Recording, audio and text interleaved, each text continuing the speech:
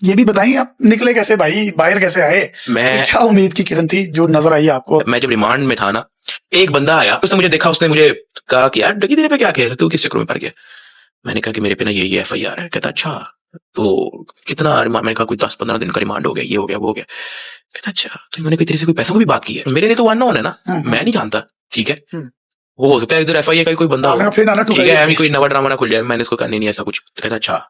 इस तरह शक्को शुबा वाली लुक देके ना चला गया। आउट ऑफ नोवेयर वो बंदा फिर से आया, लेकिन वो इस बार मेरे से मिलने आया था, वो अपने काम से नहीं था, स्पेशली वो मेरे से मिलने आया था। ये कितने दिन बाद आया यार? मुझे एग्जैक्ट दिन तो नहीं याद, लेकिन आप कह लो कि जब वो फर्स्ट टाइम जब मेरे से मिलने आया था, तब उस दौरान किसी किस्म की ट्रांजैक्शन नहीं थी हुई, इन्होंने सिर्फ पैसों की बात की हुई थी, इशारे किए हुए थे सारे, ठीक है। लेकिन मैंने उसको कहा था कि नहीं, उन्होंने इशारे भी नहीं किए, ठीक है। अब जब दूसरी टाइम मेरे से मिलने आया, तब ट्रांजैक्शन 60 लाख वाली हो चुकी थी। कहता कि क्या कहाँ तक पहुंचा तेरा मैटर ना? तो मैंने कहा कि मेरा बस ये चल रहा है, मैं इन्वेस्टिगेशन तो इनको पूरी दे दिया, मुझे नहीं पता कि मुझे क्यों नहीं जुडिशियल कर रहे, रिमांड कर रहे हैं, दिस। कहते कि उन्होंने कोई तेरे से कोई पैसों की है बात? मैंने कहा नहीं। फिर झूठ बोला? हाँ, मैंने झूठ बोला। मैंने कहा कि यार मैं तो नहीं ना जानता, मेरे तो अननोन है, अननोन। उसने तारुफ भी नहीं करवाया? नहीं।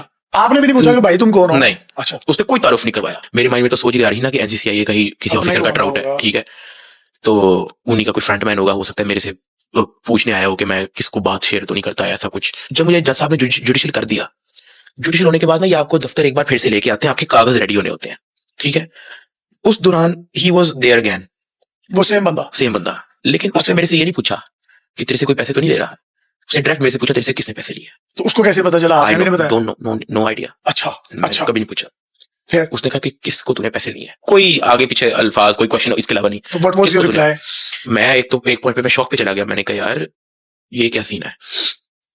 तो मैंने फिर उसको बताया, मैंने कहा कि जी वो आई और उसकी टीम ने लिए, शेख रियाज और उसकी टीम ने। कितने पैसे दिए? अच्छा। मैंने कहा कि 60 लाख दे दिया है, कोई जुडिशियल होने का पैसे मांग रहे हैं, आगे मेरे पे और भी मांग रहे हैं ऐसा करके।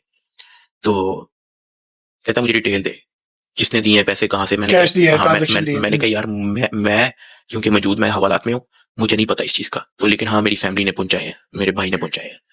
तो अब उन्होंने कहा कि चल ठीक है तू जेल जा, लेकिन अपनी फैमिली को इन्फॉर्म कर कि तेरा एक दोस्त मिलने आएगा, उनसे उनकी बात सुन ले। मेरे और ये मेरे घर वालों के अलावा किसी थर्ड पर्सन को इस बात का नहीं था पता।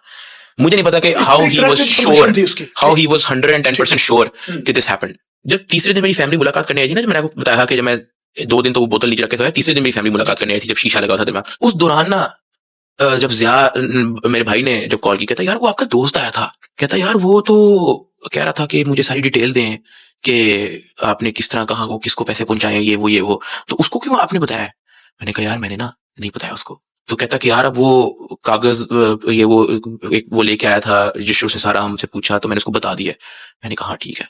10 दिन के बाद मैं जेल में बैठा था, तो मुझे फिर से एक इंचार्ज आया, एक चिट लेके, कहता डकी साधु रहमान कौन है? मैंने कहा जी मैं।